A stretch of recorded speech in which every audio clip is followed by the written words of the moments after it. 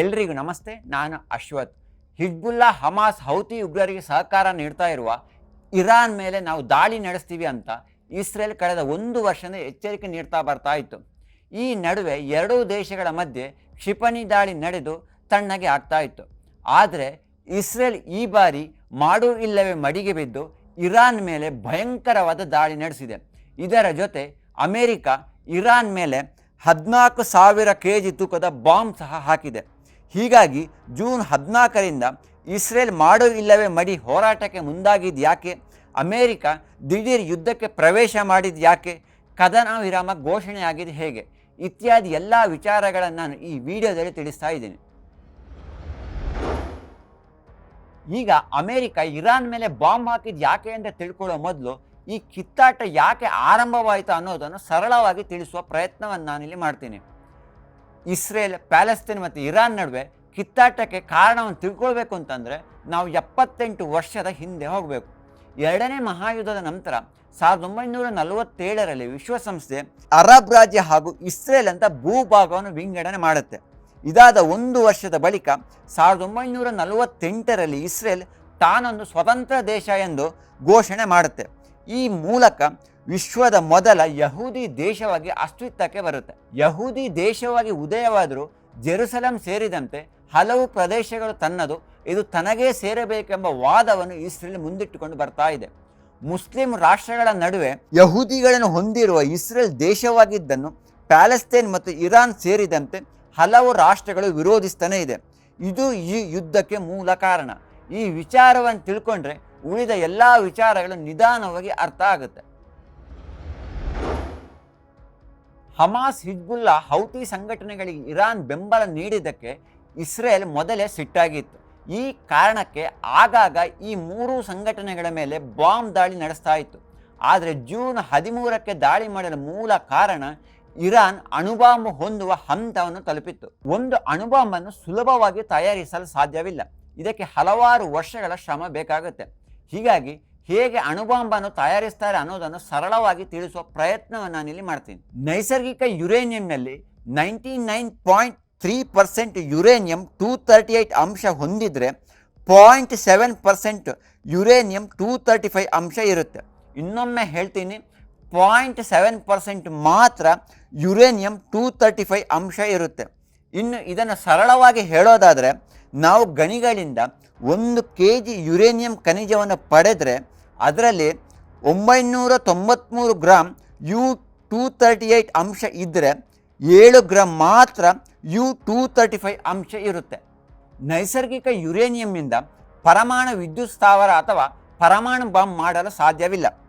ಪರಮಾಣು ವಿದ್ಯುತ್ ಸ್ಥಾವರಕ್ಕೆ ಒಟ್ಟು ಯುರೇನಿಯಂನಲ್ಲಿ ಕನಿಷ್ಠ 5% ಯುರೇನಿಯಂ 235 ಅಗತ್ಯವಿದೆ. ಇನ್ನು ಪರಮಾಣು ಬಾಂಬ್ ಮಾಡಲು ಒಟ್ಟು ಯುರೇನಿಯಂನಲ್ಲಿ ಕನಿಷ್ಠ 85%ನಿಂದ 90% ಯುರೇನಿಯಂ 235 ಅಗತ್ಯವಿದೆ. ಯುರೇನಿಯಂ ಖನಿಜದಿಂದ ಯುರೇನಿಯಂ 235 ಅನ್ನು ಪಡಿಬೇಕಂತಂದರೆ ಬಹಳ ಸವಾಲಿನ ಕೆಲಸ. ಇದಕ್ಕೆ ದೊಡ್ಡ ದೊಡ್ಡ ಲ್ಯಾಬ್ಗಳು ಬೇಕಾಗುತ್ತೆ. ಯುರೇನಿಯಂ ಖನಿಜದಿಂದ ಯುರೇನಿಯಂ 235 ಬೇರ್ಪಡಿಸುವ ತಂತ್ರಜ್ಞಾನಕ್ಕೆ ಕನ್ನಡದಲ್ಲಿ ಯುರೇನಿಯಂ ಸಂವರ್ಧನೆ ಅಥವಾ ಇಂಗ್ಲೀಷ್ನಲ್ಲಿ ಅದನ್ನು ಎನ್ರಿಚ್ಮೆಂಟ್ ಅಂತ ಕರೆಯಲಾಗುತ್ತೆ. ಅಧ್ಯಯನದ ಪ್ರಕಾರ 0.7%ನಿಂದ 50%ವರೆಗೆ ಯುರೇನಿಯಂ ಎನ್ರಿಚ್ ಮಾಡಬೇಕು ಅಂತಂದರೆ ಹಲವು ವರ್ಷಗಳು ಬೇಕಾಗುತ್ತೆ. ಆದರೆ 50% ನಂತರ ಈ ಪ್ರಕ್ರಿಯೆ ಬಹಳ ವೇಗವನ್ನು ಪಡೆದುಕೊಳ್ಳುತ್ತೆ. ಈ ವರ್ಷದ ಮೇ ವೇಳೆಗೆ ಇರಾನ್ 408.6 kg 60% ಎನ್ರಿಚ್ ಆಗಿರುವ ಯುರೇನಿಯಂ ದಾಸ್ತಾನು ಹೊಂದಿದೆ ಅಂತ ಇಂಟರ್ನ್ಯಾಷನಲ್ ಅಟೋಮಿಕ್ ಎನರ್ಜಿ ಏಜೆನ್ಸಿ ಹೇಳಿತ್ತು. ಈ ಮಾಹಿತಿಯನ್ನು IAEA ಹೇಳಿದ್ರು ಇರಾನ್ ಬಳಿ ಎನ್ರಿಚ್ಮೆಂಟ್ ಆಗಿರೋ ಯುರೇನಿಯಂ ಪ್ರಮಾಣ ಜಾಸ್ತಿ ಇದೆ, ಇದು ನಿಖರ ಮಾಹಿತಿ ಅಲ್ಲ ಎಂಬ ಸುದ್ದಿಗಳು ಆಗಲೇ ಪ್ರಕಟವಾಗಿದ್ವು. ಇನ್ನು ಕೆಲವೇ ವಾರಗಳಲ್ಲಿ 90% ಎನ್ರಿಚ್ಮೆಂಟ್ ಆಗಿರುವ ಯುರೇನಿಯಂ 235 ಅನ್ನು ಇರಾನ್ ಹೊಂದಿರಲಿದೆ ಎಂಬ ಭಯ ಇಸ್ರೇಲಿಗೆ ಕಾಡತೊಡಗಿತು. ಒಂದು ವೇಳೆ ಇರಾನ್ ಅಣುಬಾಂಬನ್ನು ತಯಾರಿಸಿದರೆ ಅದನ್ನು ತನ್ನ ಮೇಲೇ ಪ್ರಯೋಗ ಮಾಡುತ್ತೆ ಎಂಬ ಭಯ ಇಸ್ರೇಲಿಗೆ ಕಾಡತೊಡಗಿತ್ತು. ಒಂದು ವೇಳೆ ಅಣುಬಾಂಬನ್ನು ಪ್ರಯೋಗ ಮಾಡಿದರೆ ತಾನು ದೇಶವಾಗಿ ಇರಲ್ಲ ಅನ್ನೋದು ಇಸ್ರೇಲಿಗೆ ಗೊತ್ತಿತ್ತು. ಈ ಕಾರಣಕ್ಕೆ ಇಸ್ರೇಲ್ ಜೂನ್ 13ರಂದು ಇರಾನ್ ನೆಲದ ಒಳಗಡೆಯಿಂದನೇ ಇರಾನಿನ ಅಣುಸ್ಥಾವರ, ಸೇನಾ ನೆಲೆಗಳ ಮೇಲೆ ದಾಳಿ ನಡೆಸಿತ್ತು. ಅಷ್ಟೇ ಅಲ್ಲದೆ ಇರಾನ್ನ ಅಣುವಿಜ್ಞಾನಿಗಳನ್ನು ಸಹ ಹತ್ಯೆ ಮಾಡಿತು.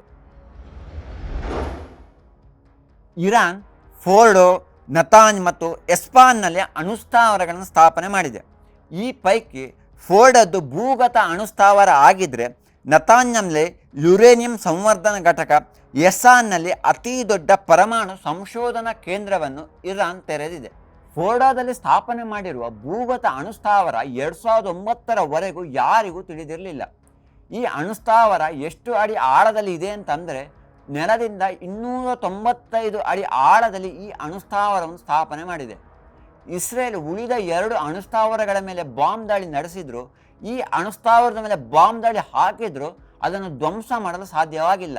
ಯಾಕೆ ಧ್ವಂಸ ಮಾಡಲು ಸಾಧ್ಯವಾಗಿಲ್ಲ ಅಂತಂದರೆ ಇಸ್ರೇಲ್ ಬಳಿ 295 ಅಡಿ ಆಳಕ್ಕೆ ಹೋಗುವಂಥ ಬಾಂಬ್ ಇಲ್ಲ. ಈ ಕಾರಣಕ್ಕಾಗಿ ಅಮೇರಿಕದ B-2 ಯುದ್ಧ ವಿಮಾನದ ಮೂಲಕ 14 ಬಂಕರ್ ಬಸ್ಟರ್ ಬಾಂಬುಗಳನ್ನು ಹಾಕಿ ಫೋರ್ಡೋ ಸ್ಥಾವರಗಳನ್ನು ಅಮೇರಿಕ ಈಗ ಧ್ವಂಸ ಮಾಡಿದೆ. ಹಾಗೆ ನೋಡಿದರೆ ಟ್ರಂಪ್ 2 ವಾರಗಳ ಕಾಲ ಇರಾನ್ ಮೇಲೆ ದಾಳಿ ನಡೆಸಲ್ಲ ಅಂತ ಹೇಳಿದರು. ಅಷ್ಟೇ ಅಲ್ಲದೆ ಖಮೇನಿ ಶರಣಾಗಬೇಕಂತ ಸೂಚನೆ ನೀಡಿದರು. ಆದರೆ ಅಮೇರಿಕ ದಿಢೀರ್ ದಾಳಿ ನಡೆಸಲು ಕಾರಣ ಸಹ ಇದೆ. ಜೂನ್ 19 ಮತ್ತು ಜೂನ್ 20ರಂದು ಈ ಫೋರ್ಡೋ ಸ್ಥಾವರದ ದ್ವಾರದ ಬಳಿ 16 ಟ್ರಕ್ಗಳು ಬಂದಿದ್ವು. ಒಂದು ವೇಳೆ ಅಮೇರಿಕ ದಾಳಿ ನಡೆಸಿದರೆ ಎನ್ರಿಚ್ಮೆಂಟ್ ಆಗಿರುವ ಯುರೇನಿಯಂ ನಾಶವಾಗ್ಬೋದು ಎಂಬ ಕಾರಣಕ್ಕೆ ಅದನ್ನು ಸುರಕ್ಷಿತ ಸ್ಥಳಕ್ಕೆ ಟ್ರಕ್ ಮೂಲಕ ತಲುಪಿಸಲು ಇರಾನ್ ಮುಂದಾಗ್ತಾ ಇತ್ತು. ಈ ಕಾರಣಕ್ಕೆ ಟ್ರಂಪ್ ದಿಢೀರ್ ತಮ್ಮ ನಿರ್ಧಾರವನ್ನು ಬದಲಾಯಿಸಿ ಬಾಂಬ್ ದಾಳಿಗೆ ಆದೇಶ ನೀಡಿದರು.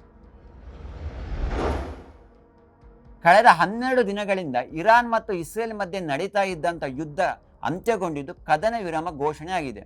ಅಮೇರಿಕ ಮತ್ತು ಕತಾರ್ ಪ್ರಯತ್ನದಿಂದ ಈ 2 ದೇಶಗಳ ಮಧ್ಯೆ ಕದನ ವಿರಾಮ ಘೋಷಣೆಯಾಗಿದೆ. ಹೀಗಿದ್ರೂ ಇದು ಎಲ್ಲಿವರೆಗೆ ಘೋಷಣೆ ಆಗಿರುತ್ತೆ ಅನ್ನುವುದೇ ದೊಡ್ಡ ಪ್ರಶ್ನೆ. ಯಾಕೆ ಅಂತಂದರೆ ಉಕ್ರೇನ್ ಮತ್ತು ರಷ್ಯಾದ ಮಧ್ಯೆ ಕದನ ವಿರಾಮ ಘೋಷಣೆಯಾಗಿದ್ರು ಆಗಾಗ ಈ 2 ದೇಶಗಳು ಕ್ಷಿಪಣಿಗಳನ್ನು, ಡ್ರೋನ್ಗಳನ್ನು ಹಾರಿಸ್ತಾನಿವೆ. ಹೀಗಾಗಿ ಮತ್ತೆ ಈ ಕದನ ವಿರಾಮ ಉಲ್ಲಂಘನೆ ಆಗುತ್ತಾ ಇಲ್ವಾ ಅನ್ನುವುದೇ ದೊಡ್ಡ ಪ್ರಶ್ನೆ.